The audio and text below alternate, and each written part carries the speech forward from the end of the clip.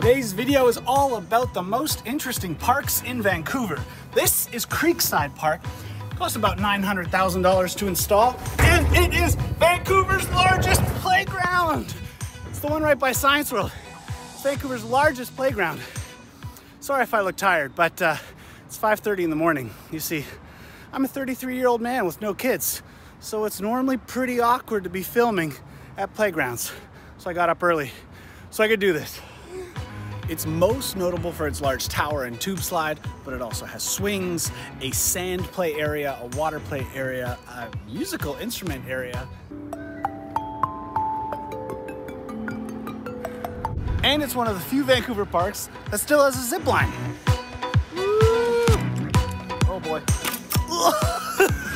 It's over 18,000 square feet large and is also the most accessible playground, according to the Parks Board.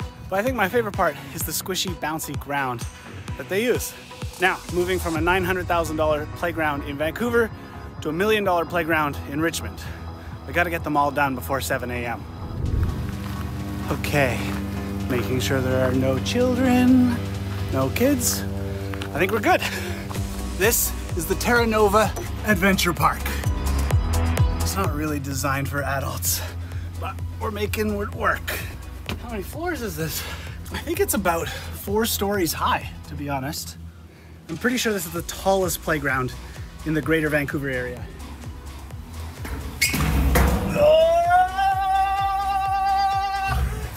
Oh, it's wet. Oh, that's a wet bottom. That's okay. But the whole park used a lot of community insight and community planning. So instead of using traditional plastic playgrounds, it's all pretty much custom made using local British Columbia yellow cedar. You know, bringing the nature to the children, letting them play again.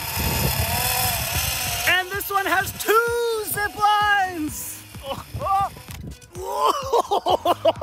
But Terra Nova is more than just a $1 million playground. It sits right on the dike across from the Vancouver airport, and it is a 63-acre piece of land that is dedicated to the playground adventure park, but also habitat restoration, wetlands, community gardens, community farming project. I came for the playground, but I stayed for everything else. I didn't know about this place. You think I'm the expert in this video because I'm showing you everything. I'm just learning about it all too. Now, agriculture used to be the biggest industry in Richmond. Farming is a huge part of the history of this city. And what makes this park so interesting is that they have community farming projects inside this natural habitat area. Look how big this kale is. I mean, these tents are being used as winter greenhouses, and the vegetables grown inside are donated to the local food bank, and local schools can use this as part of their food programs and education on how to grow your own food, which I think is great. If you're new here, I'm Mike. The channel's DownieLive.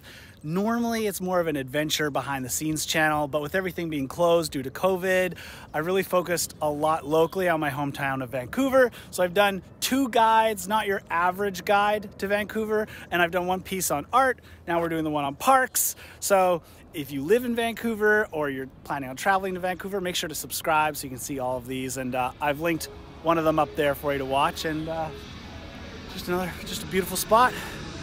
Let's keep it going. And speaking of being close to the airport, this is Berg Flight Path Park. It sits right at the end of the Vancouver Airport runway.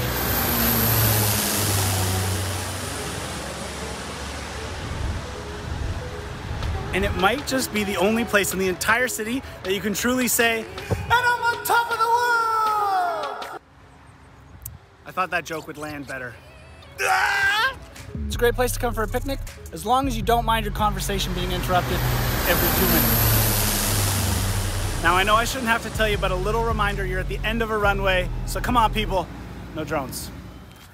You can tell by the train tracks that we're in what used to be an industrial part of town, but it's been taken over by all these high rises. And this is an old sewage pipe, but actually this is Hinge Park. So there's a tree stump that you can see that's been eaten by the beaver. And this sort of green mound here is the beaver house, not a beaver dam. It's not blocking any water, but the beaver house on the shore that they've covered in greenery. There he is. that's the beaver.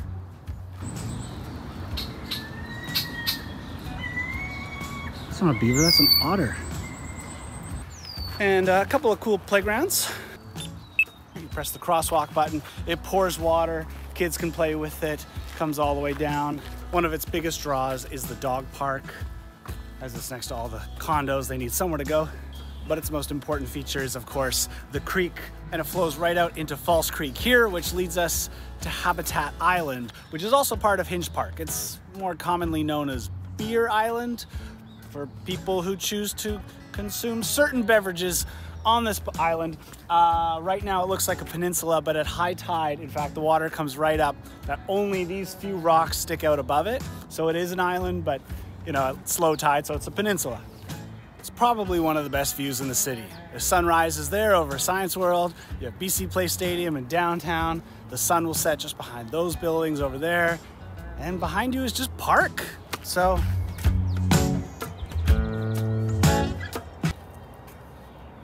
I just think the city of Vancouver has done a really good job of combining spaces for humans and dogs with the natural environment, bringing back beavers and otters and a lot of different species of birds to the area, considering especially the fact that this used to be an industrial area and is now a high-density residential area. So it's very nice.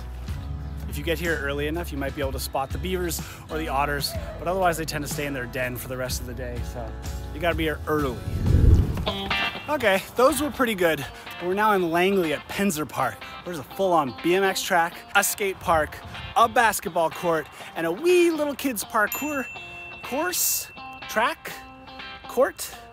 parkour. Then a big parkour. We're gonna do some parkour. Let's put some intense music on. No, more intense. You know what? Let's go more intense. That's a little bit much. Let's bring it back. Do some parkour. And it has a trampoline. What other park do you know has a trampoline?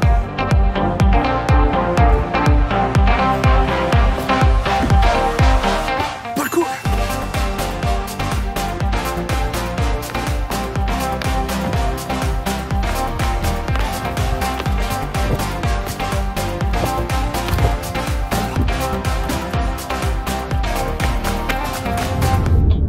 I don't have a bike with me today, so we're gonna give this a go without one.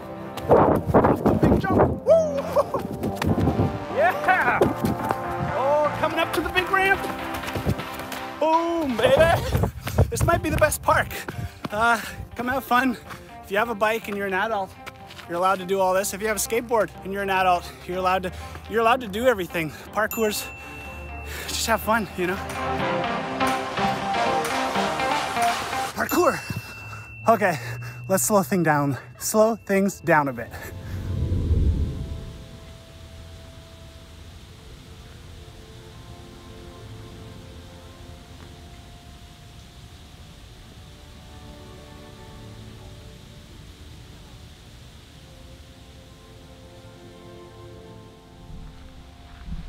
Okay, a little change of pace here because we are at what must be the most expensive park in British Columbia, if not the world, because we are in New Westminster at the Friendship Gardens.